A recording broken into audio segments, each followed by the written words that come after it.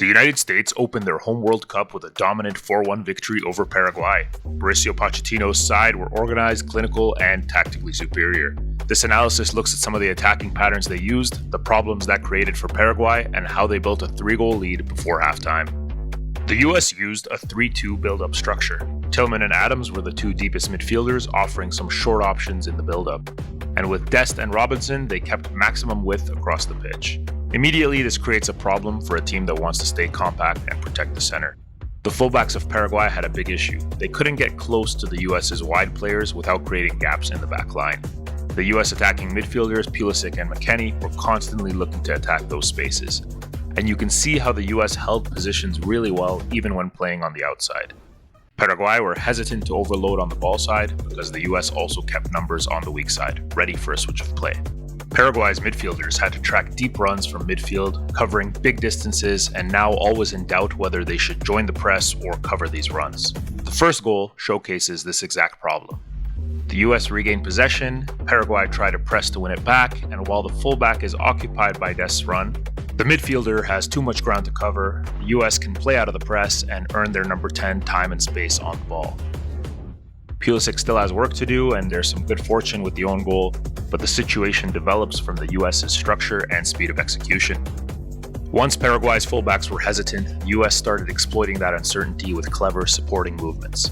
If Pulisic attacked the gap between fullback and center back, Robinson could use the space he left inside. With Adams and Tillman always available behind the first press, the US also used some excellent third-man combinations, creating forward momentum without forcing the play.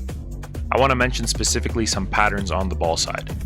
When confronting a compact block, there were clear ideas. As the ball is played wide by the US, the Paraguayan fullback is forced to make a decision. We saw already when he doesn't get close, Robinson is free to carry the ball, move inside, and now when he does get close, Pulisic immediately recognizes the space that's opened. The midfielder, who seconds ago was engaging in a press, is now forced to track huge distances and follow that run. And even when he does it well, Robinson is taking that space that he left in midfield.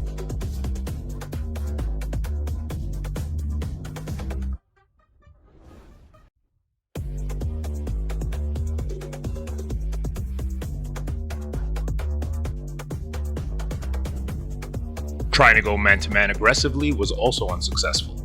If the fullback marks Pulisic early and instead lets the winger engage with Robinson, Adams and Tillman were always available for a safe pass. Now watch how Pulisic then drags out his man marker, the fullback, and how quickly McKennie recognizes that gap. That's tactical clarity in action. Every movement anticipates the opponent's possible solutions, which is a hallmark of a well-coached team. Paraguay did not have an answer. Another important detail was the positioning of the ball side attackers. They're usually positioned on the blind side of Paraguay's defenders, so they're in a position to make forward runs unmarked if their opponents try to join the press on the ball carrier. If Paraguay closed the passing lanes, then it was really easy to switch the play with the three center backs, always offering a safe and easy way to reset. They literally had a free man at all times.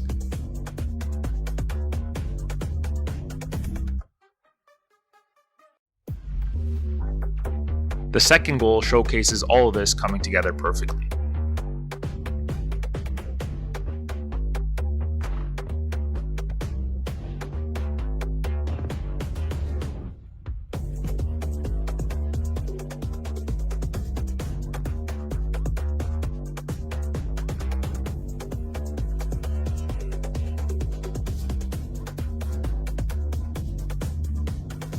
One final point is the brilliant defensive transition. The US counter-pressed aggressively, winning the ball back quickly whenever possession was lost. That prevented Paraguay from settling into the game and allowed the US to sustain attacks for long periods. It was a thoroughly impressive performance from the United States.